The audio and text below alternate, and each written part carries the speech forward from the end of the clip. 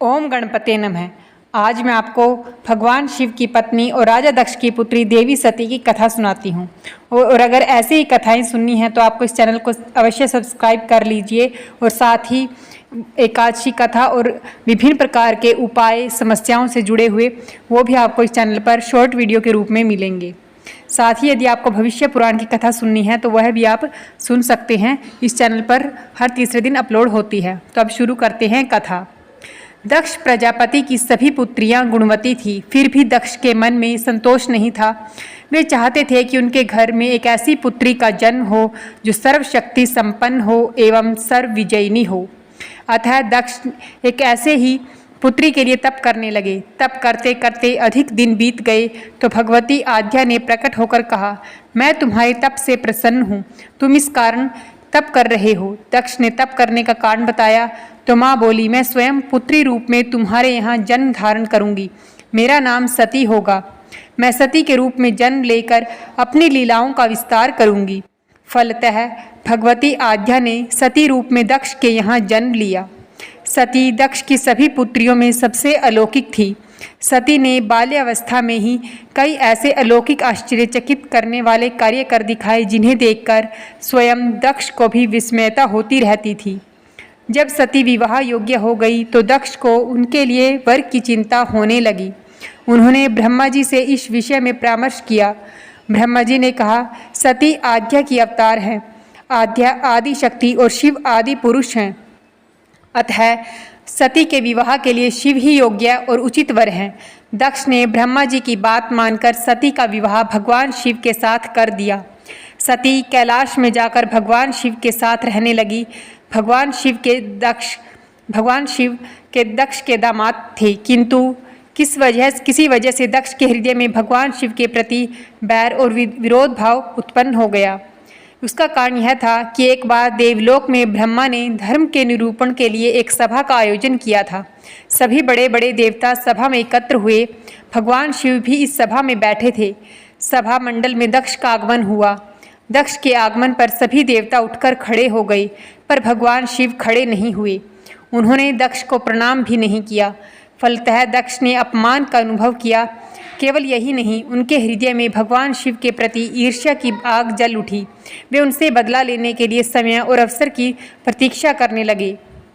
एक बार सती और शिव कैलाश पर्वत पर बैठे हुए परस्पर वार्तालाप कर रहे थे कि उसी समय आकाश मार्ग से कई विमान कनखल की ओर जाते हुए दिखाई पड़े।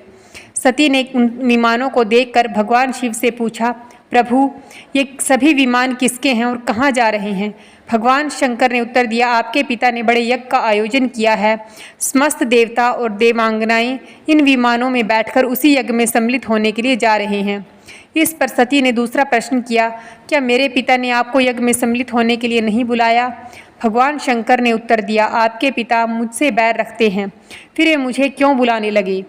सती मन ही मन सोचने लगी, फिर बोली, यज्ञ के इस अवसर पर अवश्य मेरी सभी बहनें आएंगी।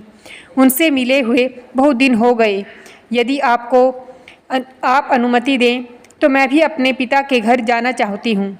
यज्ञ में सम्मिलित हो लूँगी और बहनों से भी मिलने का सुअवसर मिलेगा। भगवान शिव ने उत्तर दिया, इस समय वहाँ जाना उचित नहीं होगा। आपके पिता मुझसे बैर रखते हैं। हो सकता है वे आपका भी अपमान करें। बिना बुलाए किसी के घर जाना उचित नहीं होता है। इस पर सती ने प्रश्न किया, ऐसा क्यों? भगवान शिव ने उत्तर दिया, विवाहिता लड़की को बिना बुलाए पिता के घर नहीं जाना चाहिए, क्योंकि विवाह हो जाने पर लड़की अपने पति की हो जाती है। पिता के घर से उसका संबंध टूट जाता है। लेकिन सती पीहर जाने के लिए हठ करती रही, अपनी बात बार बार दोहराती रही। उनकी इच्छा देखकर भगवान शिव ने पीहर जाने की अनुमति दे दी। उनके साथ अपना एक गण भी साथ में भेज दिया। उस गण का नाम वीरभद्र था। सती वीरभद्र के साथ अपने पिता के घर गई। घर में सती से किसी ने भी प्रेम पूर्वक वार्तालाप नहीं किया। दक्ष ने उन्हें देखकर कहा, तुम क्या यहाँ मेरा अपमान कराने आई हो? अपनी बहनों को तो देखो, वे किस प्रकार भांति भांति के अलंकारों और सुंदर वस्त्रों से सुसज्जित हैं। तुम्हारे शरीर पर मात्र बाघंबर है। तुम्हारा पति शमशानवासी है और भूतों का नायक है। वह तुम्हें बाघंबर छोड़कर और पहना ही क्या सकता है? दक्ष के कथन से सती के हृदय में पश्चाताप का सागर उमड़ पड़ा। वे सोचने लगी, उन्होंने यहाँ आकर अच्छा नहीं किया। भगवान ठीक ही कह रहे थे, बिना बुलाए पिता के घर भी नहीं जाना चाहिए। पर अब क्या हो सकता है, अब तो आ ही गई हूँ। पिता के कटु और अपमानजनक शब्द सुनकर भी सती मौन रही। वे उस यज्ञ मंडल में गई जहाँ सभी देवता और ऋषि मुनि बैठे थे तथा यज्ञ कुंड में धू धू करती जलती हुई अग्नि में आहुतियाँ डाली जा रही थी। सती ने यज्ञ मंडप में सभी देवताओं के तो भाग देखे, किंतु भगवान शिव का भाग नहीं देखा। वे भगवान शिव का भाग न देखकर अपने पिता से बोली, पितृश्रेष्ठ, यज्ञ में तो सबके भाग दिखाई पड़ रहे हैं, किंतु कैलाशपति का भाग नहीं है। आपने उनका भाग क्यों नहीं रखा? दक्ष ने गर्व से उत्तर दिया, मैं तुम्हारे पति शिव को देवता नहीं समझता।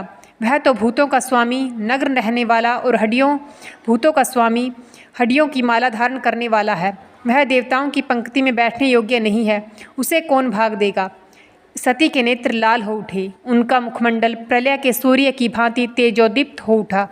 उन्होंने पीड़ा से तिल मिलाते हुए कहा, ओह, मैं इन शब्दों को कैसे सुन रही हूँ। मुझे धिक्कार है। देवताओं, तुम्हें भी धिक्कार है। तुम भी उन कैलाशपति के लिए इन शब्दों को कैसे सुन रहे हो, जो मंगल के प्रतीक हैं और जो क्षण मात्र में संपूर्ण सृष्टि को नष्ट करने की शक्ति रखते हैं। वे मेरे स्वामी हैं। नारी के लिए उसका पति ही स्वर्ग होता है। जो नारी अपने पति के लिए अपमानजनक शब्दों को सुनती है, उसे नरक में जाना पड़ता है। पृथ्वी सुनो, आकाश सुनो और देवताओं तुम भी सुनो। मेरे पिता ने मेरे स्वामी का अपमान किया है। मैं अब एक क्षण भी जीवित रहना नहीं चाहती। सती अपने कथन को समाप्त करती हुई यज्ञ के कुंड में कूद पड़ी। जलती हुई आहुतियों के साथ उनका शरीर भी जलने लगा। यज्ञ मंडप में खलबली पैदा हो गई। हाहाकार मच गया। देवता उठकर खड़े हो गए। वीरभद्र क्रोध से कांप उठे। वे उछल उछल कर यज्ञ का विध्वंस करने लगे। यज्ञ मंडप में भगदड़ मच गई। देवता और ऋषि मुनि भाग खड़े हुए। वीरभद्र ने देखते ही देखते दक्ष का मस्तक काटकर फेंक दिया। समाचार भगवान शिव के कानों में भी पड़ा। वे प्रचंड आंधी की भांति कनखल जा पहुँचे। सती के जले हुए शरीर को देखकर भगवान शिव ने अपने आप को भूल गए। सती के प्रेम और उनकी भक्ति ने शंकर के मन को व्याकुल कर दिया। उन शंकर के मन को व्याकुल कर दिया जिन्होंने काम पर भी विजय प्राप्त की थी और जो सारी सृष्टि को नष्ट करने की क्षमता रखते थे। वे सती के प्रेम में खो गए, बेसुध हो गए। भगवान शिव ने उन्मत्त की भांति सती के जले हुए शरीर को कंधे पर रख लिया। वे सभी दिशाओं में भ्रमण करने लगे। शिव और सती के इस अलौकिक प्रेम को देखकर पृथ्वी रुक गई, हवा रुक गई, जल का प्रवाह ठहर गया और रुक गई देवताओं की सांसें। सृष्टि व्याकुल हो उठी। सृष्टि के प्राणी पुकारने लगे, त्राहिमाम त्राहिमाम। भयानक संकट उपस्थित देखकर सृष्टि के पालक भगवान शिव विष्णु आगे बढ़े। वे भगवान शिव की बेसुधी में अपने चक्र से सती के एक एक अंग को काट कर गिराने लगे। धरती पर 51 स्थानों पर सती के अंग कट कट कर गिर गए। जिन स्थानों पर सती के अंग कट कर गिरे वे सभी शक्तिपीठ हैं। जब सती के सारे अंग कट कर गिर गए तो भगवान शिव पुनः अपने आप में आए। जब वे अपने आप में आए तो पुनः सृष्टि के सारे कार्य चलने लगे। धन्यवाद। जय श्री राम। यह भगवान शिव और माता सती की कथा थी। यह कथा आपको ज़रा से भी अच्छी लगी हो तो प्लीज़ चैनल को सब्सक्राइब अवश्य कीजिए और वीडियो को लाइक ज़रूर कीजिए।